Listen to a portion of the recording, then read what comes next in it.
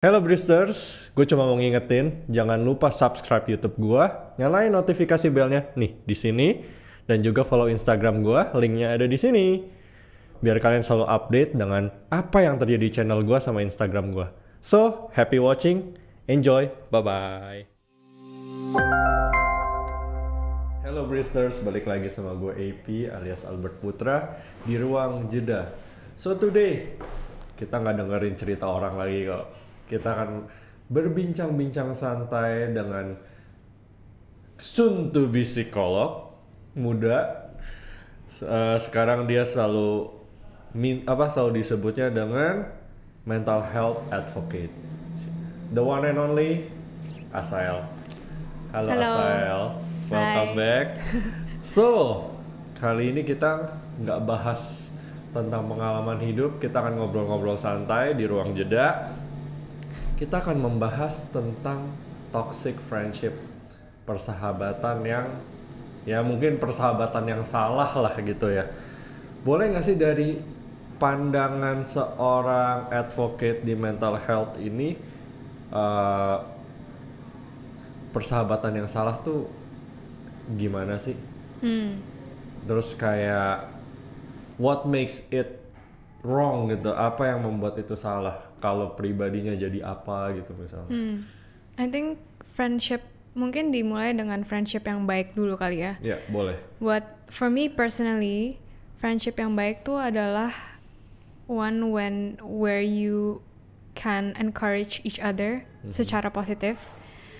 Saling membangun saling mendukung lah ya. Iya betul, saling membangun dan saling mendukung. Kalau misalnya ada satu teman yang mungkin mendapatkan peluang yang lebih baik daripada kamu, ya kamu you celebrate with them gitu. Happy gitu buat ya. dia gitu, instead of envy, iri gitu. And it gets toxic when you when it's saat hubungan lo sama dia itu menjadi yang tadi misalkan mengeluarkan kayak rasa-rasa yang nggak suka. Kayak sebenarnya nggak apa-apa sih rasa-rasa nggak suka, rasa-rasa iri itu sebenarnya ya normal sebagai manusia gitu kan. Tapi how do you act upon it-nya? Apakah lu kayak menjatuhkan dia secara diam-diam, atau apakah lu jadi kalau udah bersifatnya mengarah jadi cuma kayak ya backstabbing, ya, terakhir-terakhir kayak menusuk, ada tujuan sesuatu, jadi persahabatannya tidak pure lah ya. Yes, betul, tidak pure. Itu jadi toxic ya. Wow, sekarang kan kalau gue perhatiin ya sekarang menurut gue ya Bristers ya, banyak banget anak muda yang sudah pergaulannya ya di mata gue dulu kok kayaknya kita nggak begini ya. Gue sama lu emang kita bisa dibilang udah generasinya sedikit berbeda ya. Cuma maksudnya dengan lu menjadi psikolog, maksudnya pandangannya lebih luas nih. Kalau gue melihat anak-anak zaman sekarang, apalagi Indo, early stage of drinkingnya is very very early. Satu, early stage of smoking is super early. Anak SMP mungkin baru SMP aja udah ada yang ngerokok. Itu apakah bisa dibilang dari pergaulan yang salah, atau dari Asael sendiri apakah ada opini mungkin emang ada faktor background check lah atau apa, itu pengaruh gak sih? Yeah, definitely kalau masalah kayak drinking, smoking behavior itu pasti dimulai dari lingkungan dulu gitu. Maksudnya orang banyak yang kalau nanya, kenapa lu, why do you start smoking? Kebanyakan tuh orang pasti bilang, oh karena teman-teman gue. Karena teman-teman gue smoking, ya gue smoking gitu. So it became a social, social smoking yang dibilang kan. Karena lu smoking karena orang lain juga smoking. Jadi sebenarnya cuma ngikut-ngikut ya. Itu juga bisa gitu kan. Atau nggak mungkin dia melihat dari keluarga gitu, kayak melihat cara bokap gue coping dengan stres tuh rokok, jadi dia ikutin. Itu juga bisa. Jadi sebenarnya behavior seperti itu tuh banyak faktor yang bisa masuk dan mungkin berbeda-beda dengan orang lain. Nah, menurut aku tuh balik lagi dengan value seseorang sih. Apakah mereka melihat smoking itu sebagai yang salah atau enggak. Contohnya mungkin I personally nggak setuju dengan smoking gitu. Tapi bukan berarti aku akan menjauhkan orang-orang yang smoking gitu. Aku juga banyak teman-teman yang perokok. Tapi it doesn't align with my own value gitu. So how I say mungkin toxic friendship itu adalah orang-orang yang misalkan teman-teman ini yang memaksa aku untuk smoking, yang peer pressure aku. Itu yang mungkin aku bisa bilang they are toxic friends. Ya, gitu. Seperti artinya toxic, racun, berarti emang itu yang membuat memberikan bad influence lah. Jadi kita mendapatkan bukan perlakuan buruk, tapi jadi mendevelop ke arah yang salah ya. Iya. Mungkin apa ya bisa dibilang kayak mungkin untuk check nih if your friends are right or not. For me personally, I would see if they help me reach towards my goal or not dalam hidup. Oke. Gitu, dan apakah ya teman-teman aku ini bisa membantu aku untuk tetap berada di dalam value yang benar.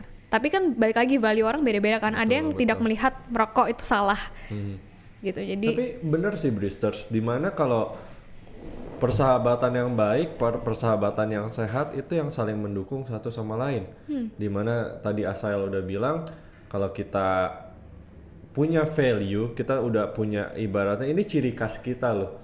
Tapi mereka ingin merubah gaya ciri khas kita dari yang nggak merokok jadi merokok, atau yang bukan peminum jadi peminum, yang mungkin sukanya pergi pulangnya nggak terlalu malam atau bahkan pagi, jadi begitu mungkin jadi bad influence ya. Itu mungkin bisa disebut sebagai toxic friend.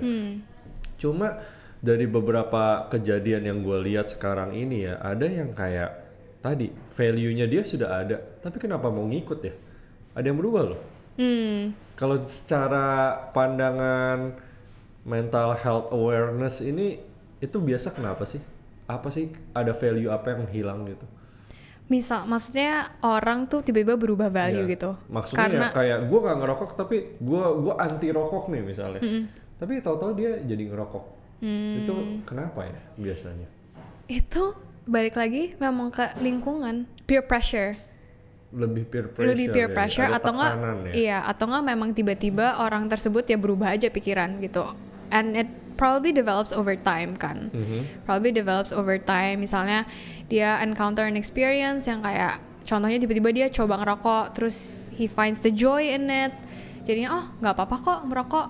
Terus lama-lama pelan-pelan. Itu akan mengganggu mental dia nggak sih? Kalau dilihat dari begitu? Tergantung. Sebenarnya misalnya dia sangat percaya nih kalau dia anti rokok. Maksudnya he value himself as someone yang I'm not a smoker. Terus tiba-tiba dia smoke, terus dia kayak nggak bisa berhenti. Mungkin bisa mengganggu ke mental dari cara kayak this is not who I am tapi I do it. Jadi ada namanya tuh cognitive dissonance. Jadi cognitive dissonance tuh saat apa yang kita lakukan dan apa yang kita pikirkan itu bertolak belakang. Itu kadang tuh manusia kan nggak mau kan kayak aduh gue nggak mau ngelakuin ini tapi I can't help it. So ini ada malaikat, ada the devil here, lakuin nggak ya, lakuin ya, right? Gitu. Itu that's what's called cognitive dissonance, dan itu bisa mengancam mental in a sense that mulai stres kan, pasti karena gue nggak bisa kontrol diri gue sendiri, tapi I'm doing it, tapi this is not who I am. Lama-lama kan jadi bisa stres gitu loh, jadi bisa berubah mental value juga ya. Wow. Tapi apakah perubahan itu juga tadi kan bicaranya tekanan, lingkungan. Apakah perubahan itu juga bisa jadi karena faktor lain selain itu? Mungkin ya stres itu masuk tekanan nggak? Iya. Masuk tekanan ya. Faktor lain apa ya? Atau bisa nggak sih kayak lingkungannya ngerokok nih, orang tuanya ngerokok, tapi diri dia berusaha tidak mau ngerokok, teman-temannya ngerokok, itu juga bisa ke bawah? Bisa aja, tapi balik lagi pasti orang tuh melakukan sesuatu, merubah sebuah perilaku tuh pasti ada motivasinya di belakangnya. Pasti ada motivasi. Dan apa ya, kita nggak pernah tahu lah kenapa dia nggak ngerokok terus tiba-tiba jadi ngerokok. Mungkin gitu, buat show off juga bisa kali ya. Iya, atau enggak ya itu untuk just as simple as adapting. Oke. Berarti kalau bicara dari sisi kita sebagai individu, itu berarti kita harus tanya ke diri kita sendiri. Emang kita bisa mempertahankan value kita nggak gitu ya? Kayak emang kalau lu nggak mau ngerokok, lu tunjukin lu nggak mau ngerokok. Kalau lu nggak mau minum ya lu tunjukin lu nggak mau minum. Cuma kalau masih bisa goyah, berarti you just don't have that kind of value. Maksudnya value itu emang sebenarnya belum ada, lu cuma baru ngomong doang ya. Jadi emang balik lagi harus disiplin juga sama diri sendiri. Yeah. Oke. Dan sorry kalau boleh tambah, sebenarnya memang juga maksudnya karena mungkin kita di lingkungan itu kita melihat smoking sesuatu yang normal. Normal nih, yang lain yang lakuin, maksudnya otak kita tuh akan melihat itu sesuatu yang biasa gitu loh. Jadi makanya mungkin dia tiba-tiba tiba-tiba there's a shift in the mindset gitu loh. Maksudnya menurut aku orang yang punya values nggak mau smoking itu most likely mereka berada di environment yang memang nggak ngerokok awalnya. Cuma karena mungkin dia keluar terus ketemu pergaulan, dia jadi melihat sesuatu normal juga. Terus maybe it's fun, dia coba-coba ketagihan ya. Jadi kalau emang udah nggak mau jangan iseng-iseng coba ya berarti ya. Nanti ketagihan udah pusing loh. Terus kalau begitu, how we avoid toxic friends then? Maksudnya gimana memilih pergaulan yang baik dan benar ya? I think setting boundaries. Jadi memiliki boundary itu sangat penting. Kita mesti tahu apa yang kita cari dari seorang teman. Kira-kira tipe teman apa yang kamu mau? Gitu. Kalau misalnya memang tidak sejalan dengan, kalau misalnya kita tahu nih nih orang suka gosip. Dikit-dikit lu kalau ngomongin orang, itu tuh kan gak membangun. Ya kan, gak membangun buat diri lo sendiri. Apa sih yang sebenarnya ya lu mesti tahu apa yang lu cari dari sebuah pertemanan.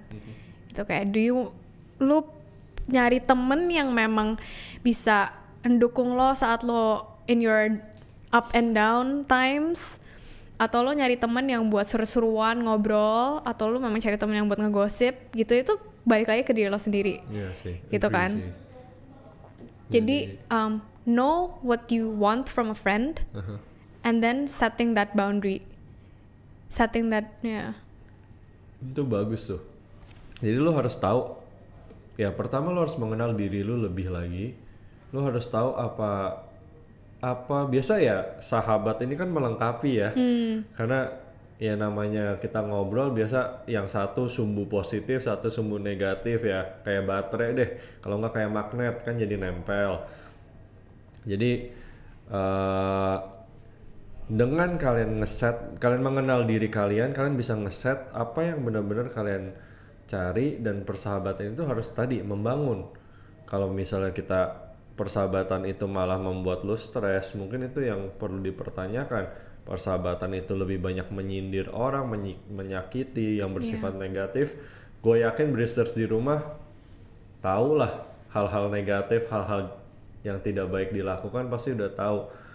Ini saran yang bagus banget sih Asael. Jadi emang at least kalian harus set dulu the benchmark. Emang kayak gue mau teman yang tidak ngajak gue minum, yang tidak suka pulang malam mungkin ya. Nah dari situ mungkin akan kesaring. Wow, nice. Terus ada saran lagi nggak kalau berhadapan dengan toxic friend gitu, kita gimana baiknya? Kalau dipaksa deh gitu. Nah, tapi don't be kalau keluarga agak susah ya, karena susah kita nggak bisa cut them off. Tapi kalau temen, when you already feel like this is not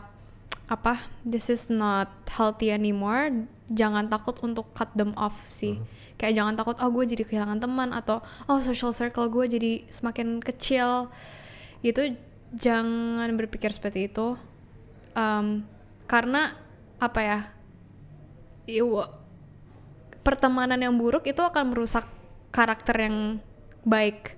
Ya, Gitu kurang loh. lebih begitu karena yang jahat gampang banget ngerusak yang baik sih. Iya. Right? Yeah. Ya gitu, jadi apa ya, ya it's okay to cut them off, and the more apa ya, tapi butuh juga sih tahu what you want as an individual yang tadi Colbert bilang. Who you want as an individual, lu tuh mau arah hidup lo kemana, dan saat lo udah tahu tujuan hidup lo apa, lu bakal otomatis dipertemukan dengan orang-orang yang seperti itu. Jadi kalau misalkan lu, iya kan, jadi kalau misalnya lu udah tahu pertemanan lu buruk dan tidak membangun lo ke tujuan hidup lo, ya udah cut them off. Nggak apa-apa, kayak misalkan you don't have friends for a while, it's fine. As long, tapi saat lo fokus aja ke tujuan hidup lo, lama-lama lu kayak di sekelilingin dengan orang-orang yang Bener tepat. banget sih, bener banget karena balik lagi menuju dari A ke B itu tidak langsung nyampe, nggak mungkin. Itu sepanjang perjalanan pasti ada yang masuk kapal, keluar kapal, itu it's just happen. Dan gue setuju banget kata-kata lo, di saat kita berjalan lagi menempuh tujuan kita, pasti kita akan bertemu dengan orang yang benar-benar seirama. Tapi kadang orang seirama itu juga bisa berubah di tengah jalan. Kita nggak bisa pungkiri. Oke, pertanyaan mungkin buat pembahasan kita ini terakhir dari gue. What if your best friend is your toxic friend? Karena your best friend bisa jadi your toxic friend loh. Iya. Bener kan? Karena ya bicaranya tadi orang yang seirama bisa tidak seirama. Tidak menutup kemungkinan teman baik kita.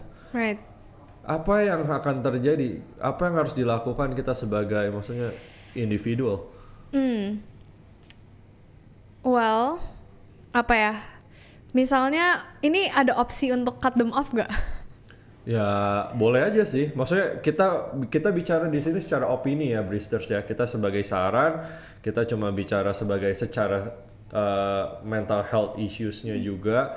Maksudnya yang penting kita bisa release dari those bad influence lah, gitu.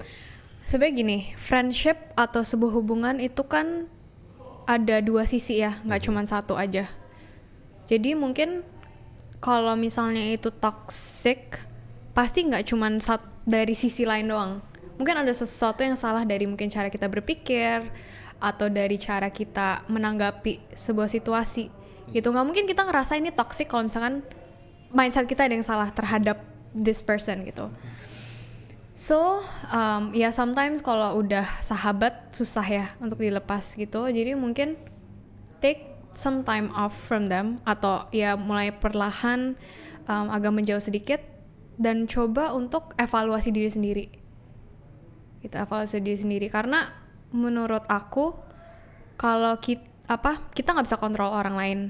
Yang bisa kita kontrol ada diri kita sendiri. Bagaimana kita mau meresponi terhadap situasi itu diri kita sendiri.